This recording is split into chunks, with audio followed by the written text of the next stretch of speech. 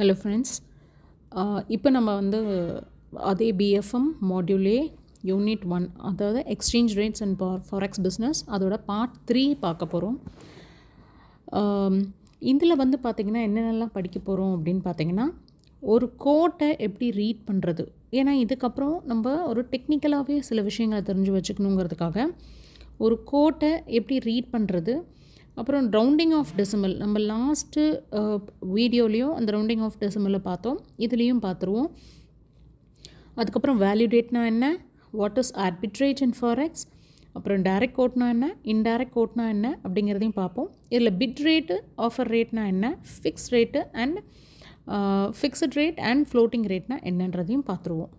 இது பார்க்குறதுக்கு முன்னாடி சில கான்செப்ட்ஸ்லாம் கூட நம்ம தெரிஞ்சு வச்சுக்க வேண்டியது இருக்குது. அதில் பார்த்திங்கன்னா ஃபஸ்ட்டு ஒன் வந்து டெலிகிராஃபிக் ட்ரான்ஸ்ஃபர். இந்த டெலிகிராஃபிக் ட்ரான்ஸ்ஃபர் அப்படிங்கிறது ஒரு electronic method of transferring funds for utilization of overseas transaction. Overseas ட்ரான்சாக்ஷனுக்காக சில ஃபண்ட்ஸை வந்து எலக்ட்ரானிக்கலி மோடில் நம்ம ட்ரான்ஸ்ஃபர் பண்ணுறது தான் வந்து டெலிகிராஃபிக் ட்ரான்ஸ்ஃபர்னு சொல்லுவாங்க. அதே மாதிரி மெயில் ட்ரான்ஸ்ஃபர் அப்படின்னு ஒன்று இருக்குது. ஸோ மெயில் ட்ரான்ஸ்ஃபரும் பார்த்திங்கன்னா எம்டிங்கிறத இந்த ஸ்விஃப்ட்டில் ஒரு கோடாகவே யூஸ் பண்ணுறாங்க. இந்த மெயில் ட்ரான்ஸ்ஃபர்னு வருது இல்லையா, இதை வந்து ஸ்விஃப்ட்டில் ஒரு கோட் யூஸ் பண்ணுறாங்க. ஸோ அதெல்லாம் நம்ம தெரிஞ்சு வச்சுக்கணும். ஸோ எப்படி ஒரு டெலிகிராஃபிக் ட்ரான்ஸ்ஃபர் ஒர்க் ஆகுது அப்படிங்கிறதுக்கான ஒரு சாம்பிள் இது வந்து நாங்கள் கொடுத்துருக்கேன் பாருங்கள். ஒரு பேங்க் ஏல எப்படி ஒரு மெசேஜ் வந்து சென்ட் ஆகி பேங்க் பிக்கு போகுது, அதே மாதிரி யாரெல்லாம் இதுக்குள்ளே இன்வால்வ் ஆகுறாங்க. ஃபர்ஸ்ட் வந்து ஒரு சென்டர் வந்து பணத்தை சென்டரோட பேங்க்கில் போடுறாங்க, வித் ரெமிட்டன்ஸ் ஃபீஸோடு கட் பண்ணி அதுலேருந்து போகிறாங்க. அதுக்கப்புறம் சென்டரோட பேங்க்லேருந்து கரஸ்பாண்டிங் பேங்க்கோட ஃபீஸ் எடுத்துக்கிட்டு பேலன்ஸ் இன்டர்மீடியரி பேங்க்கு நடுவில் ஒரு பேங்க் இருக்கும். அதாவது அந்த பேங்க்குக்கு வந்து இந்த 2 ட்ரான்சாக்ஷனும் பண்ணுற மாதிரியான ஒரு இன்டர்மீடியேட். சப்போஸ் நம்ம யாருக்கு பே பண்ண போகிறோமோ அவங்களோட பேங்க் அந்த ஏரியாவில் இருக்காது, நம்மளோட டைப்பில் இருக்க மாட்டாங்க. ஸோ அப்போ அங்கே ஒரு இன்டர்மீடியரி பேங்க் வந்து நடுவில் வர வேண்டியிருக்கும். ஸோ இந்த இன்டர்மீடியரி பேங்க்லேருந்து ரெசிப்டன்ஸ் பேங்க்குக்கு போகும், அப்புறம் தான் ரெசிப்டன்ஸ்க்கு போகும். ஸோ இதுதான் வந்து டெலிகிராஃபிக் ட்ரான்ஸ்ஃபர். அதே மாதிரி நம்ம ஆல்ரெடி பார்த்த மாதிரி ஃபார்வர்ட் ரேட்னா என்ன, அது ப்ரீமியமோடு இருந்தால் எப்படி கேல்குலேஷன் வரும், டிஸ்கவுண்ட்டோட வந்தால் என்ன கேல்குலேஷன் இருக்கும் அப்படிங்கிறத நம்ம பார்த்துட்டோம். ஃபார்வர்டு ரேட்டுங்கிறது எப்போவுமே ஸ்பாட் ரேட் பேஸ் பண்ணி தான் உங்களுக்கு ஃபார்வர்ட் ரேட்டே நம்ம கணக்கிட முடியும். ஏன் அப்படின்னா ஸ்பாட் ரேட்டை விட ஜாஸ்தியாக இருக்குது, அதாவது ப்ரீமியம் ஒரு அடிஷ்னல் அமௌண்ட் ஆட் ஆகிருக்கு, ஸ்பாட் ரேட்டை விட ஒரு ஜாஸ்தி அமௌண்ட் இருக்குது அப்படின்னா that is called forward rate at premium. அதே ஸ்பாட் ரேட்டை விட கம்மியாக இருக்குது அப்படின்னா it is forward rate at discount. So அதுக்கப்புறம் இந்த மெயில் ட்ரான்ஸ்ஃபர் அதெல்லாம் பார்க்குற மாதிரி நிறைய டைப்ஸ் ஆஃப் ஃபாரெக்ஸ் அக்கௌண்ட்ஸும் இருக்குது. ஏன் தெரிஞ்சுக்கணும், ஃபாரெக்ஸ் அக்கௌண்ட்ஸ்லாம் ஏன் இருக்கணும் அப்படின்னா எல்லா பேங்க்குமே எல்லா இடங்கள்லையும் இருக்க முடியாது. ஸோ அதுக்கு சில அக்கௌண்ட்ஸ் மெயின்டைன் பண்ண வேண்டியிருக்கு, சில ட்ரான்சாக்ஷன்ஸ்க்காக டைப்போட ஒர்க் பண்ண வேண்டியது இருக்கும். இதில் பார்த்திங்கன்னா ஒரு 3 டைப் இருக்குது. ஒன்று வந்து நாஸ்ட்ரோ, இன்னொன்று வந்து வாஸ்ட்ரோ, இன்னொன்று வந்து லாரோ. நாஸ்ட்ரோ அப்படின்னா இருக்குது, எங்களோட அக்கௌண்ட் உங்கள்கிட்ட இருக்குது அப்படி. ஸோ நம்ம இந்தியாவில் இருக்கிற ஒரு கம்பெனி, ஒரு பேங்க் ஃபாரின் கரன்சியில் இன்னொரு ஃபாரின் பேங்க்கில் வச்சுருக்காங்க. ஸோ எனக்கு அந்த ஊரில் ஒரு ட்ரான்சாக்ஷன் பண்ண வேண்டியிருக்கு, என் கஸ்டமர் வந்து பணம் போட போகிறாங்க, அந்த அக்கௌண்ட் வந்து எனக்கு என்ன ஃபாரின் கரன்சியில் தான் மெயின்டைன் ஆகணும். ஸோ அந்த பேங்க்கில் என்னோடய அக்கௌண்ட்டை நான் ஓப்பன் பண்ணியிருக்கேன், அதுவும் அவங்களோட கரன்சியில், தட் இஸ் கால்ட் நாஸ்ட்ரோ. அதே வந்து பார்த்திங்கன்னா வாஸ்ட்ரோ அப்படின்னா your account with us. இப்போ நமக்கு தேவைப்படுற மாதிரி அவங்களுக்கும் நமக்கு தேவைப்படும், அவங்களுக்கும் இந்தியன் ருப்பியில் ஒரு அக்கௌண்ட் நம்ம கூட இருக்கணும்னு நினைப்பாங்க. ஸோ அந்த ஃபாரின் கரன்சி பேங்க் வந்து நம்மகிட்ட ஒரு ஐஎன்ஆரில் ஒரு அக்கௌண்ட் ஓப்பன் பண்ணி வச்சுப்பாங்க. So that is called vostro. இது ரெண்டுமே இல்லாமல் லாரோன்னு ஒன்று இருக்குது, தேர் அக்கௌண்ட் வித் தெம். அப்போ ஏற்கனவே வேறு யாரோ ஒரு டைப்பில் 2 பேர் வந்து அக்கௌண்ட் ஓப்பன் பண்ணியிருப்பாங்க. ஃபார் எக்ஸாம்பிள் இந்தியாவிலேருந்து ஒரு பேங்க் வந்து ஃபாரின் கரன்சி பேங்க்கில் போயிட்டு நம்மளுக்கு ஃபாரின் கரன்சியில் அக்கௌண்ட் ஓப்பன் பண்ணி வச்சுருப்போம். அங்கே லைக் ஃபார் எக்ஸாம்பிள் US டாலர்ஸில் ஒரு அக்கௌண்ட் இருக்குது with Bank of America, State Bank of இந்தியாவோ இல்லை பேங்க் ஆஃப் இந்தியாவோ யாரோ ஒருத்தர் வந்து இங்கே இருந்து அங்கே ஃபாரின் கரன்சிக்கு ஓப்பன் பண்ணியிருக்காங்க. பட் இந்த அக்கௌண்ட்டை வேறு ஒரு கரன்சியில் இருக்கிற ஒரு பேங்க்கோ இதை வந்து யூட்டிலைஸ் பண்ணிக்கலாம், கரஸ்பாண்டன்ஸ் பேங்க்காக யூஸ் பண்ணிக்கலாம். லைக் LCBC எல்லாம் வரும்போது இந்த மாதிரி கரஸ்பாண்டன்ட் பேங்க்ஸ்னு தேவைப்படும். ஸோ அந்த ஏரியாவில் வந்து இப்போ இந்த மாதிரி பண்ணும்போது இது இட்ஸ் கால்ட் லோரா. லோராங்கிறது their account with them. So நான் இங்கே ஒரு எக்ஸாம்பிள் கொடுத்துருக்கேன் பாருங்கள். ஒரு current account that is maintained by one domestic bank for another domestic bank in the form of a third party account. சம்மந்தமே இல்லாமல் தேர்ட் பார்ட்டி அக்கௌண்ட்டாக மெயின்டைன் பண்ணுறது. அப்போது XYZன்னு ஒரு பேங்க் இருக்குது இந்தியாவில். அவங்க வந்து they are maintaining account with ABC bank in New York. இப்போ நியூயார்க் யூஎஸ்ஏல இருக்கிறது யூஎஸ்டியில் இருக்குது. இப்போ இதில் PQR பேங்க்குன்னு இந்தியாவில் இருக்கிறது என்ன பண்ணுவாங்க, அந்த பேங்க்கில் இருக்க அக்கௌண்ட்டை கரஸ்பாண்டன்ட் பேங்க்குன்னு சொல்லிட்டு ரெஃபர் பண்ணுவாங்க. ஸோ இதுதான் வந்து இந்த லோரோ அக்கௌண்ட்டோட ஒரு கான்செப்ட். இதுக்கப்புறம் இன்னொரு கான்செப்ட் என்ன தெரிஞ்சுக்கணும் அப்படின்னா, பர்சன்டேஜ் நம்ம எல்லாம் கேள்விப்பட்டிருப்போம். பர்சன்ட் அப்படிங்கிறது நம்ம கேள்விப்பட்டிருப்போம் இல்லையா, 100ல் ஒரு பகுதி. அதாவது it's 1 part of 100 parts. So 100ல் ஒரு பகுதியை வந்து பர்சன்ட் அப்படின்னு சொல்கிறோம். அதே மாதிரி பர் மைல் அப்படின்னு வரும்போது 1000ல் ஒரு பகுதி. ஸோ 1000 பார்ட்ஸில் ஒரு பார்ட் வந்து பர் மைல் அப்படிங்கிற ஒரு கான்செப்ட் இருக்குது. அதுக்கப்புறம் இப்போ கோட் எப்படி ரீட் பண்ணுவோம், இது ரொம்ப முக்கியமான விஷயம். நம்ம ஃபர்ஸ்ட் டாபிக் எடுத்த உடனே நம்ம இந்த கோட்ஸ் எப்படி ரீட் பண்ணுவோம் அப்படிங்கிறத நம்ம பார்த்தோம். அதை நம்ம கற்றுப்போம் அப்படின்னு சொல்லியிருக்கோம். இதில் பார்த்திங்கன்னா உங்களுக்கு தெரியும், நம்ம ஒரு பிரான்ச்சுக்கு போகிறோம், அங்கே வந்து கரண்ட் ரேட் ஆஃப் டாலர் வந்து இவ்வளோ தான் அப்படின்னு சொல்லிட்டு ஒரு எக்ஸாம்பிள் கோட் பண்ணியிருக்காங்க. USD/INR வந்து 83.10/11 பர் USD. அதாவது இப்போ நான் ஒரு பைசா வாங்க போகிறேன். இப்போ நம்ம வந்து ஒரு ஃபாரின் எக்ஸ்சேஞ்ச் ட்ரான்சாக்ஷன் பண்ண போகிறோம். ஒரு பிரான்ச்சை போய் நம்ம அப்ரோச் பண்ணுறோம். சார் இன்றைக்கி ஃபாரின் கரன்சி US டாலர்ஸோட வேல்யூ என்ன அப்படின்னு நம்ம போய் கேட்குறோம். அப்போது அவங்க சொல்லும் போது USD/INR. ஸோ INRல அதை கன்வெர்ட் பண்ணி சொல்லணுமா, இல்லை USDக்கு ஒரு USDக்கு எவ்வளோ அப்படின்னு கேட்கணும். ஸோ நம்ம கொடுக்குற பைசா USDயாக கன்வெர்ட் பண்ணுற மாதிரி இருக்கும். ஸோ இது 2 வகையில் நம்ம சொல்லலாம். ஒன்று வந்து ஒரு USDக்கு இவ்வளோ அமௌண்ட், இவ்வளோ INR அப்படின்னு சொல்கிறாங்க. அப்போது அது வந்து ஒரு கோட்டு. இப்போ 2 கோட்டாக கொடுத்துருக்காங்க, 83.10/11 அப்படின்னு கொடுத்துருக்காங்க. அப்போ இதில் எந்த ரேட்டை தாங்க நம்ம எடுத்துக்கிறது அப்படின்னு சொன்னால், இந்த லாஸ்ட் 2 டெசிமலுக்காக தான் அந்த நெக்ஸ்ட்டு ஸ்லாஷ் போட்டு இன்னொரு 2 நம்பர் கொடுத்துருக்கோம்ல, அது சேஞ்ச் ஆகும். ஸோ 83.10 ஸ்லாஷ் கொடுத்துருக்காங்கல்ல, அந்த 11 83.11 இந்த 2 ப்ரைஸுமே நம்ம எடுத்துக்கலாம். ஏன் 2 ப்ரைஸாக கோட் பண்ணுறாங்க அப்படின்னா, அது வர ஸ்லைட்ஸில் நம்ம சொல்லுவோம் பாருங்கள். ஒன்று வந்து பை ரேட்டாக இருக்கும், இன்னொன்று வந்து செல்லிங் ரேட்டாக இருக்கும். ஸோ அதனால தான் எப்பவுமே 2 கோட்ஸாக கொடுப்பாங்க. அதே மாதிரி பாருங்கள், நெக்ஸ்ட் எக்ஸாம்பிள் USD/JPY, அதாவது ஜாப்பனீஸ் என். இப்போ ஜாப்பனீஸ் எண்ணில் ரெப்ரசன்ட் பண்ணுறாங்க. எவ்வளோ வருது, கீழே இருக்கிற ப்ராடக்ட் அது பாருங்கள், USD/JPY என்ன ஜாப்பனீஸ் என். ஸோ USDக்கு JPY என்னன்றது தான் சொல்கிறாங்க. அப்போது JPY வந்து 116.50 டிவைடட் பை ஆர் 60. அப்போ இந்த 116.50 ஒரு ப்ரைஸும் 116.60 அப்படிங்கிறது இன்னொரு ரேட்டும் நம்ம சொல்கிறோம். இந்த அடுத்த ஸ்லைட் பார்த்திங்கன்னா, நம்ம ஆல்ரெடி இந்த ரவுண்டிங் ஆஃப் டெசிமலை வந்து பார்த்தோம். ஒரு US டாலர் வந்து 68 rupees 0.9315 எப்போவுமே 4 டெசிமல்ஸில் வரும்ன்றதை நேற்று நான் சொல்லியிருந்தேன். டெசிமல்ஸ் வந்து 4 டெசிமலாவது மேக்ஸிமம் வரணும். அந்த 4வது 3rd and 4th டெசிமல் இருக்கு இல்லையா, அந்த லாஸ்ட் 2 டெசிமல்ஸ் எப்போவுமே அது ஷுட் பி த நியரஸ்ட் 25 பைசாவுக்கு இருக்கணும், நியரஸ்ட்டு 25க்கு போயிருக்கணும். ஸோ அப்படி நம்ம ரவுண்ட் ஆஃப் பண்ணும் போது ஏன் வந்து 15 லாஸ்ட்டில் பார்த்திங்கன்னா இங்கே என்ன கொடுத்துருக்காங்க, 93.15 கொடுத்துருக்காங்க. இந்த 93.15ங்கிறது லாஸ்ட் அந்த 15ங்கிறது மட்டும் தான் நம்ம கன்சிடர் பண்ணோம். அதை நியரஸ்ட்டு 25 மல்டிபிள்ஸில் இருக்கணும். அப்போ நியரஸ்ட்டு 25 மல்டிபிள்ஸ்னால் என்ன வருது, 15க்கு 00 வரலாம், இல்லைனா 25 வரலாம். இப்போ இந்த 00 சூஸ் பண்ணுறதா 25 சூஸ் பண்ணுறதா, அந்த மாதிரி ஒரு டவுட் இருக்கு இல்லையா, இந்த சைடா இல்லை அந்த சைடா அப்படின்னு சூஸ் பண்ணுறதுக்கு, குறைக்கணுமா இல்லை அதிகப்படுத்தணுமா இந்த டெசிமல் ரவுண்டிங் ஆஃப் அப்படிங்கும் போது, நான் ஆல்ரெடி நேற்று சொன்ன மாதிரி 25 2ஆல் வகுத்து 12.5ங்கிறது தான் டிஃப்ரென்ஸு. அந்த 12.5க்கு குள்ளே இருக்கணும், அதாவது லெஸ்ஸர் தென் 12.5%, 12.5 டிஃப்ரென்ஸ் இருந்தால் அதை தான் நம்ம நியரஸ்ட்டுன்னு எடுத்துக்கிறோம். அதுக்கு மேலே போனால் அப்போ அதை விட ஜாஸ்தியாக எடுத்து அது தள்ளி போகுது. ஸோ அதை நியரஸ்ட்டுன்னு எடுக்க முடியாது. ஸோ 12.5 கிட்ட எது இருக்கோ, அதுக்கு கீழே இருக்கோ அதை தான் நியரஸ்ட்டுன்னு நம்ம எடுத்துக்க முடியும். அப்போ இந்த கேஸை பொறுத்த வரைக்கும் 15க்கு பக்கத்தில் எது இருக்குது, 25 இருக்கா 00 இருக்கா, இது டிஃப்ரென்ஸ் பார்க்கணும் நம்ம. அப்போது 15க்கும் 10க்கு இதுக்கு 25க்கும் உள்ள டிஃப்ரென்ஸ் பார்த்திங்கன்னா 10 தான். பட் அதே 00க்கும் 15க்கும் உள்ள டிஃப்ரென்ஸ் 15 இருக்குது. ஸோ 25 தான் நம்ம அந்த இடத்துல ரீப்ளேஸ் பண்ணோம். ஸோ அப்போ ரவுண்டிங் ஆஃப் வந்து 25ன்னு வரணும். ஸோ 68.9325 அப்படிங்கிறது தான் வரணும். அடுத்து பார்த்தீங்கன்னா எக்ஸாம்பிள் இங்கே ஒன்று கொடுத்துருக்காங்க பாருங்கள், 50.2339. அப்போது அதில் எப்படி டிஃப்ரென்ஸ் கண்டுபிடிப்போம், ஸோ 39ன்ற அந்த லாஸ்ட் 2 டிஜிட்டை வந்து எப்படி ரவுண்டிங் ஆஃப் பண்ணுவோம், இங்கே கொடுத்துருக்கேன் பாருங்கள் தெளிவாக. The difference between the last 2 number and the 25. So பார்த்தீங்கன்னா 39ல் 25 போச்சுன்னா 14 அப்படிங்கிறது தான் difference. But next rounding off number எடுத்து பாருங்கள் 50ன்ற நம்பரை. அப்போ 50 - 39 வந்து 11 தான் வருது. அப்போ which will be the last 2 rounding off number 50 தான் வரும். ஏன்னா 12.5 விட கம்மியாக இருக்கிறது 11 தாங்க இல்லையா.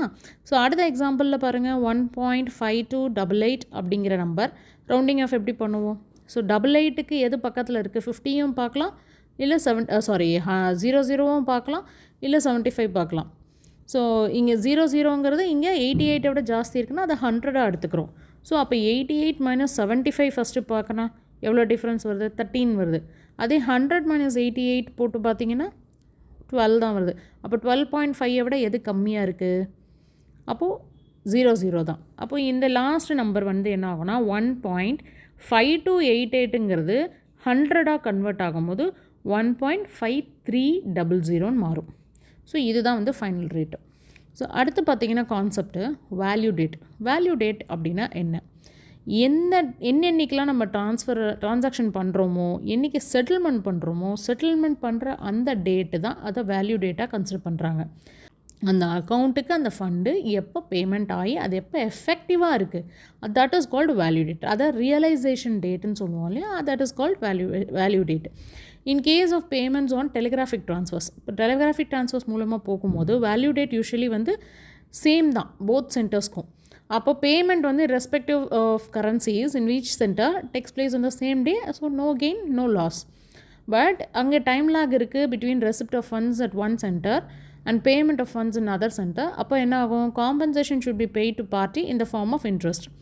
Thus the date of settlement of funds is also called value date. So settlement ஆகிற அன்னைக்கு, that is the fund is getting realized, அன்னைக்கு டேட்டில் தான் வந்து it is called as value date. Next concept பார்த்தீங்கன்னா ஆர்பிட்ரேஜ் அண்ட் எக்ஸ்சேஞ்ச். ஆர்பிட்ரேஜ் அப்படிங்கும் போது ஃபாரெக்ஸில் ஒரு கரன்சி இன்னொரு கரன்சிக்கு நம்ம பர்ச்சேஸ் பண்ணுறது. ஸோ கரன்சியை பர்ச்சேஸ் பண்ணுறது தான் வந்து ஆர்பிட்ரேஜ்னு சொல்கிறாங்க. அப்போது ஒரு கரன்சி கரன்சியை வந்து இன்னொரு கரன்சிக்காக பர்ச்சேஸ் பண்ணி அதை செல் பண்ணி இன்னொரு சென்டரில் விற்கிறது, லாபத்துக்காக விற்கிறது. ஸோ நம்ம ஸ்பெக்குலேட்டிவ்ன்றது ஆல்ரெடி ஒரு கான்செப்ட் பார்த்தோம். அது என்னென்னா ஒரு ரேட்டை வாங்கிட்டு 10-15 நாள் கழித்து நம்ம பதுக்கி வச்சுட்டு அடுத்த நாள் நம்ம ரிலீஸ் பண்ணுவோம், நம்மளுக்கு ப்ராஃபிட் வர டைமில் நம்ம கொடுக்குறோம். That is called speculative. ஆர்பிட்ரேஜுங்கிறது இது ஒரு ஜாப்.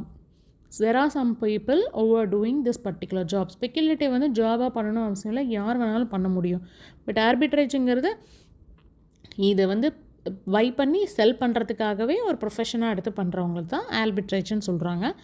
இது வந்து ஃபாரெக்ஸில் எப்படி சொல்கிறாங்கன்னா சிம்பிள் ஆர் டைரக்ட் ஆர்பிட்ரேஜ். அதாவது ஒரு கரன்சியை வாங்கி இன்னொரு கரன்சிக்கு செல் பண்ணி அந்த இமீடியட்டாக செல் பண்ணுறது வந்து சிம்பிள் ஒரு டைரக்ட் ஆர்பிட்ரேஜ்னு சொல்கிறாங்க. இப்போ இதுவே 2-3 சென்டர்ஸில் இந்த வேலையை பார்க்குறாங்க. ஒரு 4-5 சென்டர்ஸில் வாங்குறது, 4-5 சென்டர்ஸில் வந்து விற்கிறது, அப்புறம் காம்பவுண்டாக சில இடங்களில் வந்து கேதர் பண்ணி விற்கிறது. ஸோ அந்த மாதிரிலாம் செய்யும் போது it is called compound or 3 more point arbitrage. So இந்த ரெண்டுத்துக்குமே டிஃப்ரென்சஸ் பாருங்கள். இப்போ இன் சச் அண்ட் ஆப்ரேஷன்ஸ் வந்து can be carried out within minimum time delay. இப்போவுமே வந்து இந்த மாதிரி 3-4 ப்ரைஸஸில் பண்ணும்போது டைம் டிலே இருக்க தான் செய்யும். அதோட அட்வான்டேஜ் வந்து டெம்ப்ரரி ப்ரைஸ் டிஃப்ரென்சஸ்லாம் இருக்கும். ஸோ அதை பேஸ் பண்ணி தான் அவங்க அந்த ட்ரான்சாக்ஷனை பண்ண போகிறாங்க. நெக்ஸ்ட்டு முக்கியமான டெர்மினாலஜி பார்த்திங்கன்னா direct quote and indirect quote. Quotes வந்து எப்போவுமே நம்ம ஏற்கனவே நிறைய ப்ரைஸஸ் வேரியேஷன்ஸ் பார்த்துருக்கோம் இல்லையா, என்ன டைப்ஸ் ஆஃப் ப்ரைஸஸில் வந்து கோட் பண்ணுறாங்க அப்படின்னு. அப்போ அதில் நம்ம பார்த்தது வந்து ரெடி ஆர் கேஷு, டாமு, அப்புறம் வேறு என்ன பார்த்தோம், ஸ்பாட்டுக்கு அப்புறம் ஃபார்வர்ட். ஸோ இதெல்லாம் கான்ட்ராக்டுக்காக நம்ம போடுற ப்ரைஸ். இப்போ அந்த கான்ட்ராக்ட் ப்ரைஸு மாதிரியே ஒரு ப்ரைஸை வந்து எப்படியெல்லாம் கோட் பண்ணலாம் அப்படின்னு பார்த்தீங்கன்னா டைரெக்டாகவும் கோட் பண்ணலாம், இன்டைரக்டாகவும் கோட் பண்ணலாம். ஸோ டைரக்ட் கோட் அப்படின்னும் போது என்ன வரும் அப்படின்னா லோக்கல் கரன்சி வந்து வேரியபிள் ஆகும் டைரக்ட் கோட்டில். அது ரொம்ப கேர்ஃபுல்லாக பார்க்கணும். அதாவது ஃபாரின் கரன்சியோட ஒரு யூனிட்டுக்கு நம்ம லோக்கல் கரன்சி என்ன அப்படிங்கிறது கேட்குறது தான் வந்து டைரக்ட் கோட்டு. ஸோ இங்கே பார்த்தீங்கன்னா நம்ம ஒரு எக்ஸாம்பிள் போட்டிருக்கோம். இந்தியாவில் $1 வேல்யூ என்ன 83.10 அப்படிங்கிறது தான் நம்ம சொல்கிறோம். ஸோ ஒரு USD ₹70 அப்படின்னு சொல்லும் போது it is a direct quote. So direct கோட்டில் வந்து ஃபாரின் கரன்சி வந்து ஸ்டேபிளாக இருக்கும், பட் ஹோம் கரன்சி வந்து வேரி ஆகும். எப்போவுமே ஒரு யூனிட் அப்படின்னு வரும்போது யூனிட் வந்து ஃபாரின் கரன்சியோட யூனிட் வந்து ஸ்டேபிளைஸ்டாக இருக்கும், பட் ஹோம் கரன்சியோட வேல்யூ வந்து டிஃபர்ஸ் ஆகும். ஸோ எப்போவுமே USD $1 தான் நம்ம கம்பேரிசன் பண்ணுறோம். So as a rupee cost of foreign currency it is known directly. So foreign கரன்சியை டைரெக்டாகவே நம்ம பார்க்குறோம். இந்த ஃபாரின் கரன்சி இந்த டைரக்ட் கோட்டை வேறு எப்படி சொல்லலாம் அப்படின்னா home currency or price quotation அப்படின்னும் சொல்லுவாங்க. அடுத்து இன்டைரக்ட் கோட்டுன்னு பார்த்தீங்கன்னா லோக்கல் கரன்சி வந்து கரெக்டாக ஃபிக்ஸடாக இருக்கும், பட் ஃபாரின் கரன்சி வந்து சேஞ்ச் ஆகும். எப்படின்னா 100 rupees ஆஃப் INRக்கு எவ்வளோ அமௌண்ட் இங்கே எக்ஸாம்பிளில் கொடுத்துருக்கோம் பாருங்கள். ஏன் 100 rupees ஆஃப் INRக்கு வந்து 1.47 USDன்னு சொல்கிறோன்னா 1 INRக்கு USD பார்த்திங்கன்னா டெசிமலில் போயிடும், அதனால் ஹண்ட்ரட்ஸாக எடுத்துக்கிறோம். Because value of USD is more compared to INR. So அதனால் we have to convert it into 100. So குளோபலாக வந்து என்ன ப்ராக்டிஸ் யூஸ் பண்ணிகிட்ருக்காங்க, என்ன கான்செப்ட் யூஸ் பண்ணிகிட்ருக்காங்க அப்படின்னா டைரக்ட் கோட்டை தான் யூஸ் பண்ணுறாங்க in terms of USD base பண்ணி. மோஸ்ட்லி USDயை கன்சிடர் பண்ணி தான் நம்ம பண்ணுறோம். ஒரு USDயை பேஸ் பண்ணி தான் மற்ற கண்ட்ரீஸ் எல்லாமே வந்து அவங்களோட கரன்சியை கன்சிடர் பண்ணுறாங்க. ஸோ எவ்வளோ 1 USD வந்து எத்தனை யூனிட்ஸ் ஆஃப் அனதர் கரன்சி அப்படிங்கிறது தான் டைரக்ட் கோட்டு. இந்தியாவை பொறுத்த வரைக்கும் டைரக்ட் கோட்டை தான் அப்ளை பண்ணுறாங்க. ஆனால் சில கண்ட்ரீஸ் இருக்காங்க வேர் இன்டைரக்ட் கோட்ஸ் ஆர் ஃபாலோட். யாரெல்லாம் அப்படின்னு பார்த்தீங்கன்னா கிரேட் பிரிட்டன் பவுண்டு.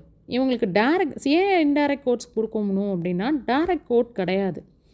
மோஸ்ட்லி அந்த மார்க்கெட்டில் அவங்களோட கரன்சி வந்து புழங்கத்தில் இருக்காததுனால வேறு ஒரு கரன்சி மூலயமா அவங்களுக்கு வந்து நம்ம ரேட் எடுக்கிறோம். ஸோ அதனால் அவங்களுக்கு வந்து டைரக்ட் கோட்ஸ் இருக்காது, இன்டைரக்டாக தான் இருக்கும். அதில் மேக்ஸிமம் பார்த்திங்கன்னா ஒரு 4 கோட்டுக்கு வந்து இன்டைரக்டில் இருக்கும். என்னென்னா GBP, அதுக்கப்புறம் யூரோ, அதுக்கப்புறம் ஆஸ்திரேலியன் டாலர், அப்புறம் நியூசிலாண்ட் டாலர். ஸோ இதெல்லாம் வந்து இந்த 4மே வந்து பார்த்திங்கன்னா உங்களுக்கு இன்டைரக்ட் கோட்ஸில் தான் கோட் பண்ணுறாங்க. So 1 GBP is equal to how many USD அப்படின்னு கேட்குறது இன்டைரக்ட் கோட். ஒரு முக்கியமான ரூல் நம்ம அப்ளை பண்ணணும்.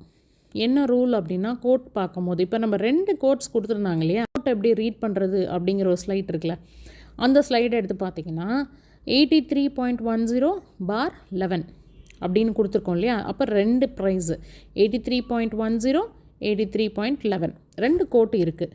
ஓகே, இதில் ஒன்று பையிங் ரேட்டு, ஒன்று செல்லிங் ரேட்டுங்கிறது நம்ம மைண்டில் ஃபிக்ஸ் பண்ணிக்கலாம். ஆனால் எதை பையிங் ரேட்டாக கொடுக்கணும், எதை செல்லிங் ரேட்டாக கொடுக்கணுன்ற ஒரு டிஃப்ரென்ஸ் இருக்குல்ல, ஒரு குழப்பம் இருக்குல்ல. அதுக்கு தான் இந்த ரூலை வந்து நம்ம அப்ளை பண்ணுறோம். இப்போ நம்ம இப்போ சொல்லியிருக்கோம் இல்லையா, இந்த ரூல் டைரக்ட் கோட்டுக்கு ஃபாலோ பண்ணுற சிம்பிள் ரூல் என்ன, by low sell high.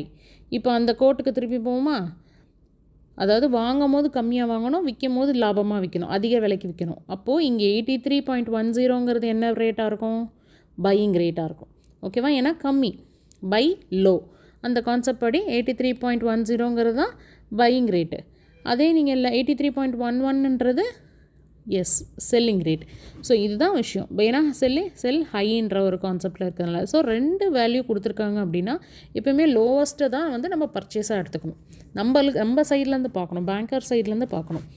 So இங்கே நிறைய எக்ஸாம்பிள்ஸ் கொடுத்துருக்கேன் பாருங்கள். ஸோ இப்போ இந்த 2 எக்ஸாம்பிளை அட்டம் பண்ண ட்ரை பண்ணுங்கள். இன்னும் சில ஃபாரின் நம்ம இந்தியன் மார்க்கெட்டில் சில ரூல்ஸ் ஃபாலோ பண்ணுறோம். என்னென்ன ரூல் அப்படின்னு பார்த்தீங்கன்னா, இந்தியாவை பொறுத்த வரைக்கும் நம்ம ஆல்ரெடி சொன்ன மாதிரி டைரக்ட் கோடு தான் அப்ளை ஆகுது. So there is no rule with indirect quote. ஏன்னா Indian market is always with the USD based transactions. So ஆனால் USDயே நம்ம டைரெக்டாகவே கன்சிடர் பண்ண முடியும். ஸோ நம்ம இந்தியன் ருப்பிக்கு ஈக்குவலாக 1 USDக்கு ஈக்குவலாக எவ்வளோ அமௌண்ட் அப்படின்னு சொல்லி தான் நம்மளுக்கு ஃபாலோ பண்ணுறோம். அதே மாதிரி இன் இந்தியா வந்து all the currencies to be quoted as per unit of foreign currency already சொன்ன மாதிரி. ஸோ ஒரு USD இஸ் ஈக்குவல் டு 70, ஒரு யூரோ இஸ் ஈக்குவல் டு இவ்வளோ அமௌண்ட்டு, ஒரு GBP இஸ் ஈக்குவல் டு இவ்வளோ அமௌண்ட்டுங்கிறத இந்தியன் ருப்பியாக கன்வெர்ட் பண்ணி சொல்கிறோம். ஸோ இந்தியன் ருப்பி இங்கே வேரியபிள் ஆகுது, but foreign currency has one particular unit. There is no difference. அடுத்து பார்த்திங்கன்னா currency quoted in multiples of hundreds. எதுலெல்லாம் வந்து ஹண்ட்ரட்ஸ், இப்போ நம்ம 1 USDன்னு சொன்னோம் இல்லையா, அப்படியே நம்ம உல்ட்டா போட்டோன்னு வச்சுக்கோங்களேன். INR இஸ் ஈக்குவல் டு எத்தனை USD அப்படின்னா அப்போ 100 யூனிட்ஸாக தான் நம்ம சொல்லணும். ஏன்னா வேல்யூ ஆஃப் USD வந்து அதிகம். ஸோ அதை நீங்கள் கன்வெர்ட் பண்ணும் போது என்னாகும், பாயிண்ட்ஸ் டெசிமல்ஸில் போயிடும்.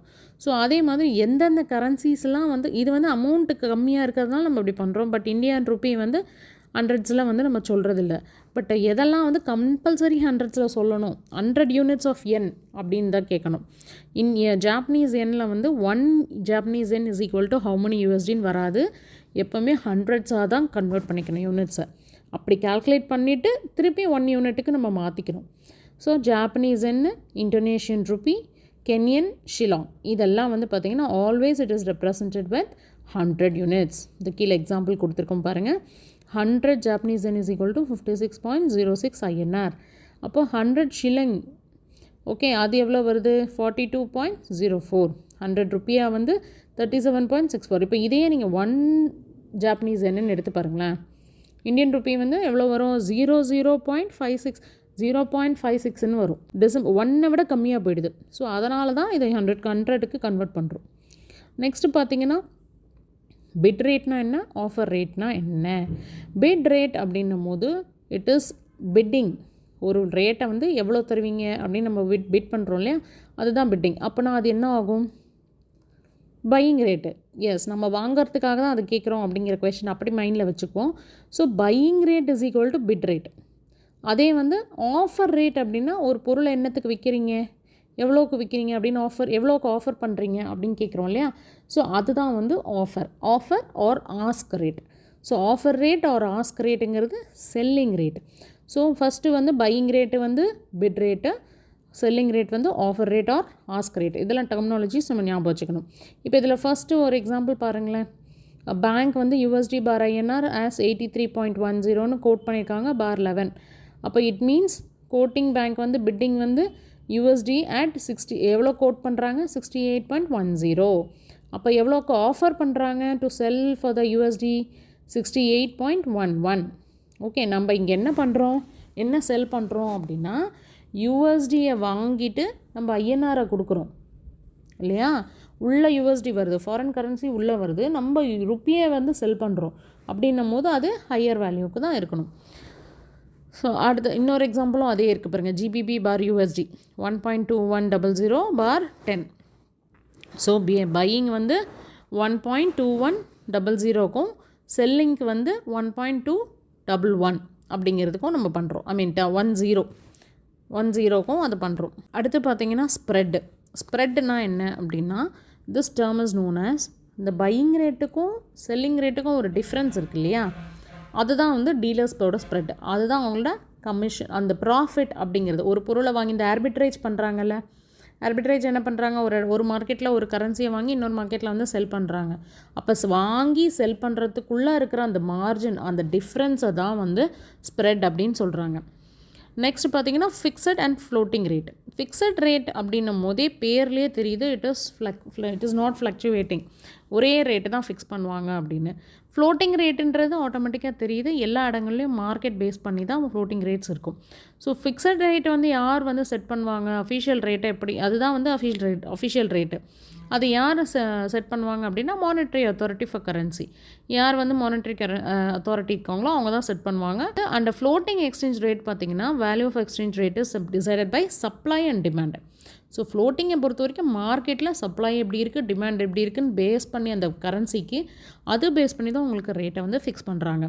இன்னும் சில கேசஸில் வந்து ஃபிக்ஸட் இன்ட்ரெஸ்ட் ரேட்ஸ் வந்து ஃபாலோ பண்ணுறாங்க.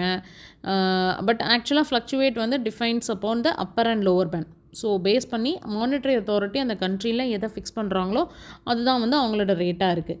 சில வேர்ல்டு எக்கனாமிக்ஸ் என்ன பண்ணிட்டாங்கன்னா 1973 ஃப்ளோட்டிங் ரேட்டை எக்ஸ்சேஞ்ச் ரேட்டை தான் நீங்கள் அடாப்ட் பண்ணோம் அப்படிங்கிற மாதிரி சொல்லிட்டாங்க. பட் இந்தியா எப்போ ஸ்விட்ச் ஆஃப் ஆயிருக்கு ஃப்ளோட்டிங் ஃபிக்ஸட்லேருந்து ஃப்ளோட்டிங்க்கு அப்படின்னா 1993 தான் ஆயிருக்கு. ஸோ திஸ் இஸ் ஹவ் அந்த பார்ட் 3 ஆஃப் யூனிட் 1 வந்து முடிஞ்சிருச்சு. நம்ம அடுத்தது வந்து நிறைய சம்ஸ் போட வேண்டியிருக்கு. ஸோ இந்த கான்செப்ட்ஸ்லாம் ரொம்ப கிளியராக மைண்டுக்குள்ளே ஏற்றிக்கிட்டா தான் அது பண்ணும் போதும் உங்களுக்கு கிளியராக இருக்கும். தேங்க்யூ.